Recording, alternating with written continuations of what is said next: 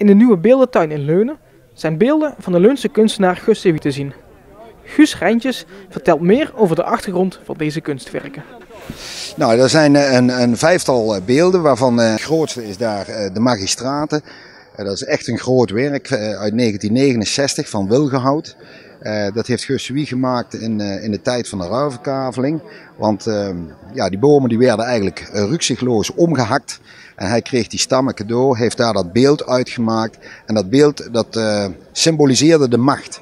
De macht in de zin van, er werd geen tegenspraak of inspraak geduld. De vooruitgang moest vooruit, dus de ruilverkaveling moest door. En daar werden rigoureuze maatregelen genomen in het buitengebied van Venray. En Gus de Wie als kunstenaar zei van nou, voor iedere omgehakte boom zet ik een kunstwerk terug. Dat is eigenlijk het grootste kunstwerk. Dan zijn er een tweetal kunstwerken van zandsteen. De ene is de Isidorus, dat is een beeld uit 1956. Dat was zijn eerste betaalde opdracht van de Boerenbond. Want de Isidorus, dat is de patroonheilige van de boeren. En als je naar dat beeld kijkt, dan zie je als het ware zie je hem geknield op zijn akker met een kluit aarde in de grond zeg maar. Kijkt hij naar boven en vraagt hij als het ware om een goede oogst.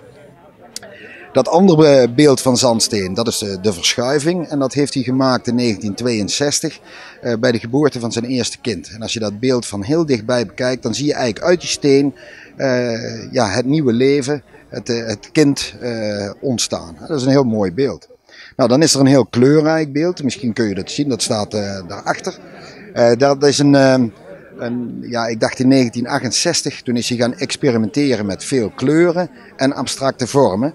En is hij gaan kijken hoe houden die vormen zich ten opzichte van elkaar en hoe staan ze solitair. Nou, dat is ook weer een bepaalde periode in het leven van de kunstenaar.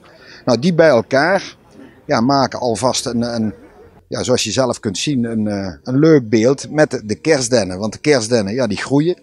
En soms zie je een beeld wat beter dan een andere keer. Nou, ieder jaar worden er hier kerstdennen verkocht. Dus komt de kunst weer wat beter in beeld. Dus dat is eigenlijk een levende tuin, kun je bijna zeggen.